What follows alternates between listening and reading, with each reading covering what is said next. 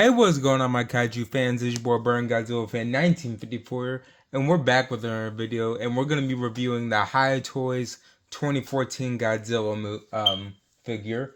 But before we get into that, I just wanted to say that I didn't make no videos like I think for the past week because I was out of town and I was on a little vacation with the family. So I'm back now and I can finally like do this video. So this guy right here, I'm just gonna first start off with his accessories and everything. He doesn't come with anything besides just two extra hands, which is the kind of open grab ones. I already put those up because I put my accessories in Ziploc bags and everything so I can keep them all kind of nice and everything. And that way they don't get like no dust or get damaged or anything like that. So, and I kind of switched him out with his fist ones because with Hiya Toys you don't get that many ones with fist. Like their first couple of sets, aside from like Kong and everything else, everybody's got like open hands. Like I would consider Mothra would be open handed. Rodan is. The Skull Crawlers are. And of course, obviously Godzilla. I mean, the Energized one has closed hands. The Wonderfest Burning Godzilla has open hands too, but I mean closed hands. But you don't really see him punch anything. It's more like he's just using his Mothra nuclear pulse powers when he's fighting King Ghidorah. So I decided to put hand fist on this one. I might switch him again, but yeah. But as far as articulation goes, it's amazing, obviously.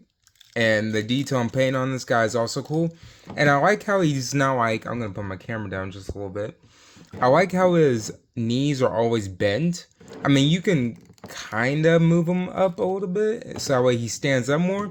But I like how his knees are always bent. Because this guy was pretty, I wouldn't say he was fat, but he was pretty chunky in the movie. And as the movies progressed, he got skinnier and skinnier because in 2019, he kind of had the same similar bod, but he had a like a blunt tail. His spikes changed as well back to like kind of like in the older movies. And what else was there? I think his arms and legs probably got a little bit longer, and then his body was a little bit slimmer. And then you can move his head and everything. Close his mouth. I'll give you guys a closer look at him. But yeah, it's a pretty cool figure. And I did get him like a little bit back. I think it was like in the beginning of March, or maybe close to like the first week of it.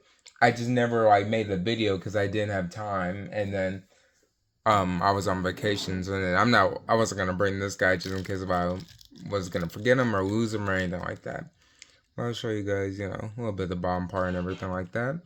And then just to do a little bit size comparison, because I still got my number 10 Hiya Toy Skull Crawler here. I'll show you guys that. Because this guy, he goes to about right here in like a base stance.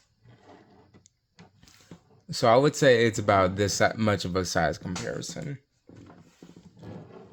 Just as far wise as height goes. I mean, I could make this guy go taller, but they don't really stand like front forward like this. So they don't like put their legs up all the way. They can, but looking at opponents, they're always going to be looking at the top.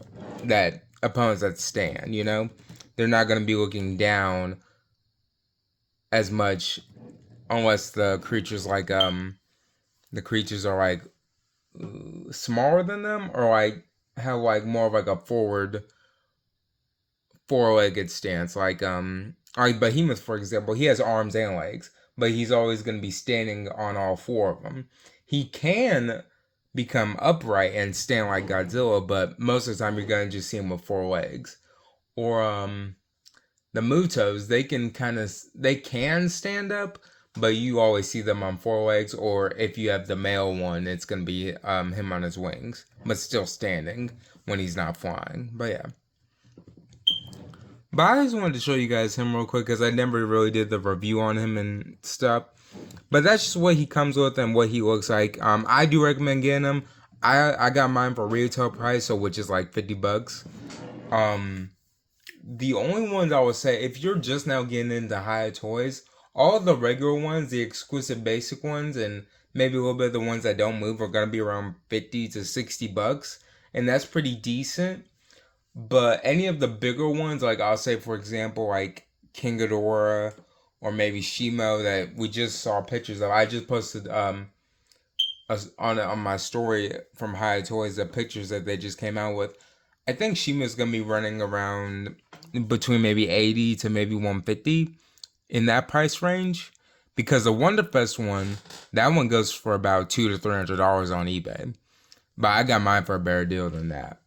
So yeah, just to give you guys a heads up if you guys are just now getting into Hiya. That's just how they work, and that's how some resellers do that, just to get the most for their money and make extra, you know? So yeah, so that's gonna be it for the video, you guys. Thank you guys for watching. Don't forget to like, comment, subscribe, and I'll see you guys next time.